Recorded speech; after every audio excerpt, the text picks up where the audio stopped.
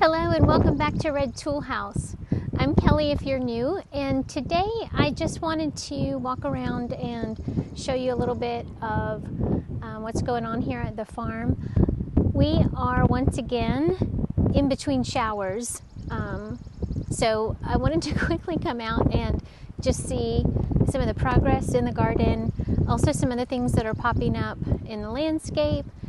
Because we are once again in between showers, we have a lot of stuff popping up, including the grass, and we haven't had a chance to mow it because it won't dry out enough to be able to do that. So we've got, especially in our backyard, it's a little bit lower, doesn't see as much sunshine because of the way that the house is situated, and so that stays pretty, well, doesn't stay pretty wet, but it's one of the last places to dry out. So let me turn the camera around here and just give you a view of what is popping up here.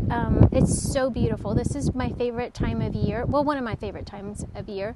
But let me just show you what we've got a lot of things popping up here, especially in the landscape. We've got comfrey, the very first thing to pop up. We've got some iris bulbs that are just now blooming, and they are going to be beautiful. But they only last a very short time here. I don't know if it's my soil or what, but they don't last very long. The lilac bush, which definitely needed some trimming last year, but we didn't get to it, so we'll do it after the blooms are done for this year. The purple lilac, and then we have a white one that is fairly new. And my favorite thing of all is this crepe myrtle that I got from my dad, and it's just beginning to put some leaves on, so that's going to be beautiful. This is a forsythia bush that I didn't care if I cut down completely, and almost did that, and it's got all new buds on it and sprouts on it. And this one here, this is our yarrow that's kind of taken over the landscaping here at the front of the house.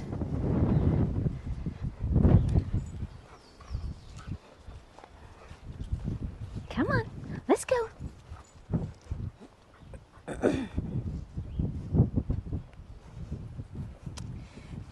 Here's the backyard, which has not been mowed yet, simply because, like I said, it's been pretty damp back here. But also Troy had the mobile chicken coop here during the winter at some point, and anyway, it's caused a bare spot. Here are some carrots coming up. Those are the ones you can probably see better, but we've got several rows here. And garlic, once again. Strawberries, still we have not done anything with that, but we need to cover that like I said last time. Would you look at that elderberry? It tries to take over the garden. But look at all these onions. How exciting.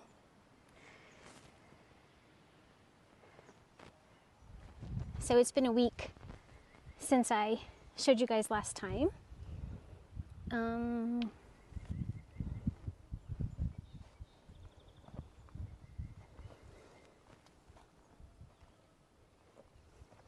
Once again, the chickens got into the beets and the radishes, but we still have some coming up here, which is pretty. If you watched our videos in the past when we're working in the garden, one of the things you may have seen is that when Troy's working in the garden, he likes to throw the weeds outside of the garden, and Timber, our dog, is so excited when he does those things, and he'll go chase them. But I want to show you what the result of that is. So here's the garden, and just outside the gate you will find all the sticks and all the wood and all the weeds brought right back to the garden by Timber. One of his absolutely favorite things. More sticks And because we've had so much rain, the grass has just grown up and is hiding them. But our youngest son, Camlin, is the one who takes care of the yard and is always on top of keeping it mowed. Does such a great job. He hates it when we play weeds and sticks with the dog, because then he has to come out and pick every single one of them up before he begins to do the yard work. So I don't blame him. But you can't see everything here in the yard, like I said, because the grass is so tall. But when we were first cleaning out the garden and Troy was throwing all the rocks that he would find in the soil over the hill, we had a pile of rocks right outside the garden gate, all along the garden fence. And so that's what happens when they play throwing the weeds and sticks and rocks. So this is our blueberry patch, and it could use quite a bit of cleaning up. We have multiflora rose growing in here that we've cut down numerous times, but it just continues to grow right at what we call the entrance to the blueberry patch. It's got fencing around it, and we had netting over it a couple of years ago, but it does need some new netting, and we need a better way to be able to do that. We have not gotten a ton of blueberries from our blueberry patch over the years. We've gotten some, but not a ton. So I'm going to see if I can clean this up a little bit today, maybe get rid of this multiflora rose again, and just try to get in here. And actually there's a few multiflora rose bushes in here, so which is an invasive weed here in the Northeast. So I'm going to see about trying to clean this up a little bit so that we can get in there with the weed eater and try to clean around the blueberry bushes best we can.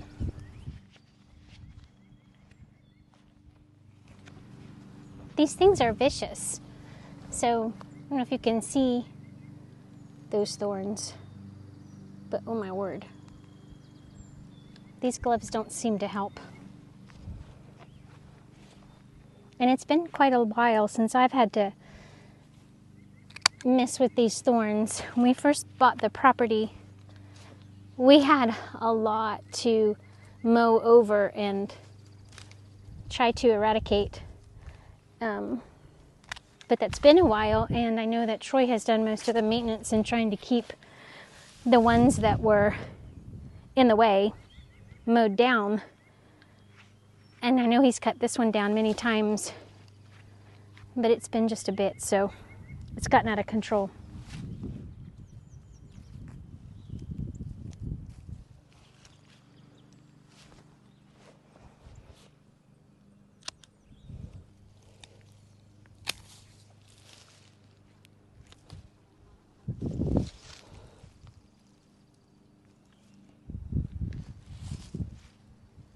So this is what's left of the first multiflora rose. Cut off all the branches, and I'll cut off all the rest of this too. But at least it'll make it a lot easier to get in here. And then right up here, we had a second one. And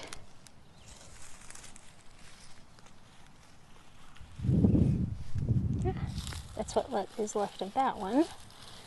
So we can get in there and cut that back a little further.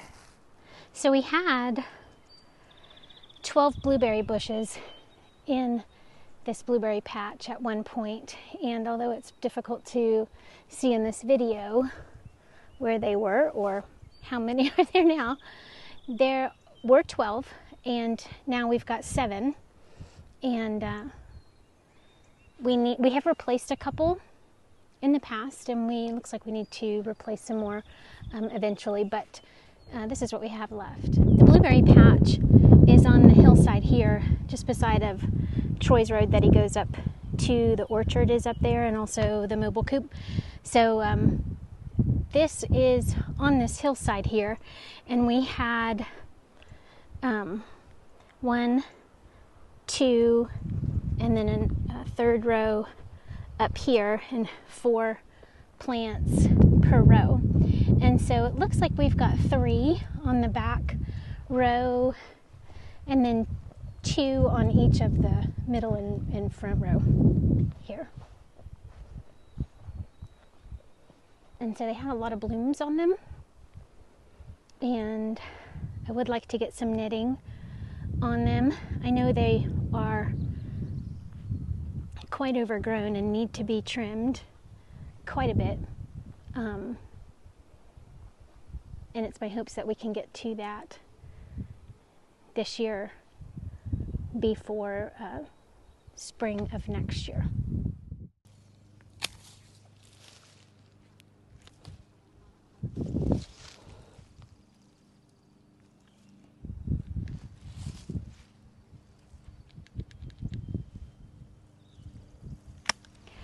Wow, you guys, it looks so good. It's amazing what a little hard work will do for the looks of things, right? It also looks much better since Camlin cut the grass and did the weed eating around the house today, and it ended up being a beautiful day. Now, I don't know if rain is coming later this evening, but the blue sky is amazing. So let me bring you in closer and I'll show you. And as a matter of fact, I found one more blueberry bush that was kind of hidden in all the weeds. So we actually have 8 instead of 12. So we got all those weeds knocked down on the inside. And I thought I only had 2 blueberry bushes on this front row. This one and this one. But right over here, if I don't trip over the trailer, is another little one right here. And it's got actually a brand new shoot on it. This one right here is still green, and then there's some greenery on this stick as well. We had a lot of those vines that grow up and choke things. They love to grow in the fences, and they were trying to get in here and strangle the blueberries. But here is a really nice green new shoot. And so we've got 1, 2, although this one's got a lot of dead on it. This branch right here is pretty brittle, but you can see there's a lot of growth back here. However, let's see, here's one of those vines that likes to just twist itself around everything. I'm not sure what it's called, but it's on a branch that doesn't have any blueberry greenery.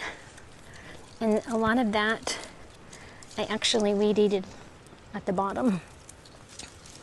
So let me get this untwisted. I don't know that it matters because I don't know that this branch of the tree is any good anyway.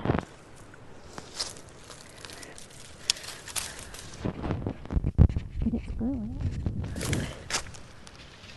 Come over here along the fence line. I'll just throw it down.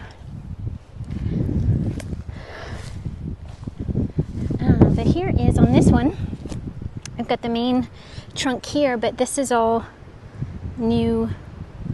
Well, not too new, in the past couple of years, I guess. Blueberries. So we've got the 3 on the back. This here. This one here that's pretty scraggly. This one that's pretty scraggly, but it's pretty tall. And then if you turn around here in the middle, we've got this one on this end. Nothing here in the middle. And then this one here on this end. And then the 3 in the front row. Down here, this little tiny one, this middle one, and that one. This wire, this cable, we have it running from this post here, which is just a middle post, and this post here. And several years ago,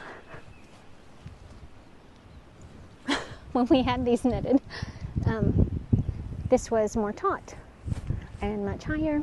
Of course, our blueberries were not that tall, and it was just kind of draped down over the whole blueberry patch.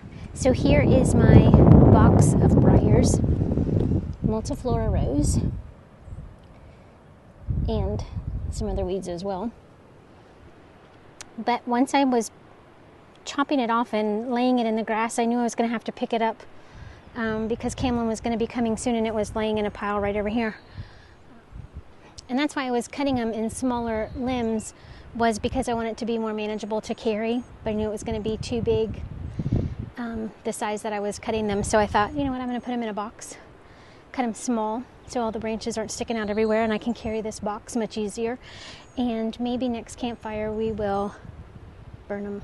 Those things are horrible. I'm going to put everything away, all back to normal, and see if he notices the blueberries. He notices everything. So we'll see if he notices this.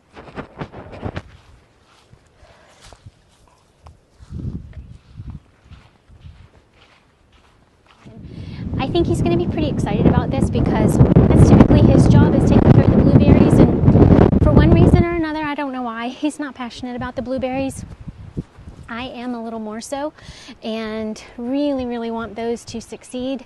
So I think that he would be very happy if I would take that over.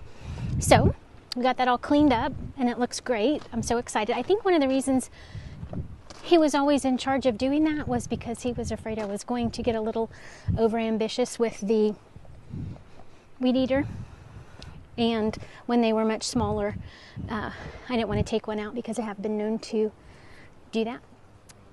Camlin is taking advantage of this good weather, this little bit of blue sky that we have, to go ahead and cut the grass. So that's a good thing. Anyway, so let me turn this around. You can kind of see how much nicer this looks for when he does get home today. And we did actually get some things accomplished today, so it wasn't all a loss. And let me take you on a walk around. In this little protected fence here is another one of choice plum trees, and here is one of those forsythias that I pruned back really far this winter. This is when I should have taken you on the tour of the landscape. It looks so much better. Again, here's the crepe myrtle, irises, lilacs. There's our yard guy.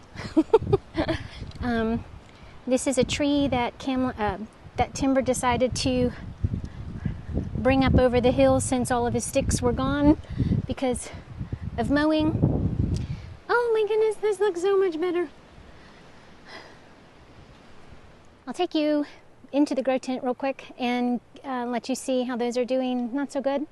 I mean, they're just little. They're tiny. They haven't grown a whole lot. I'm wondering if I've been giving them enough water because they are in those peat pots. And I was just wondering if maybe when you bottom water, if possibly just because the container itself is actually soaking up the water, if maybe they're not getting enough water. So I watered them a couple of times this week, a little more so than normal, but I'll show you what they're doing. My rosemary, not so much. They're so tiny, everything's so tiny. Oh well, what are you gonna do? We'll just hope for the best. Hope they keep growing. But look at those tomatoes. That's pitiful. Pitiful. Look at all the yellow and the yuck. Oh well. And there's the rosemary. A little bit is still hanging on. I did trim them quite a bit. Peppers are okay. They're still very small. These pea flowers are doing really well. And one thing I learned actually from watching one of the YouTubers that I really enjoy watching is that these flowers, these peas are not edible. They're toxic. And so we're just going to use them for decoration, which is what I was planning to do anyway. And so knowing that they are flowers. I didn't even know that they might have a pod, and maybe they won't. I don't know. I've never grown them before. But they are toxic, and I just want them for the pretty flowers and the pretty scent anyway. So I think we're going to grow those on some trellises and just add to the beauty of the garden. So I'm going to move those outside pretty soon. Probably not today. So I thank you so much for joining me and being here with me while I try to do a few things to beautify our space and to be a help and an encouragement to Troy. Thank you guys. I'll see you on the next one. Have a great day. Bye-bye.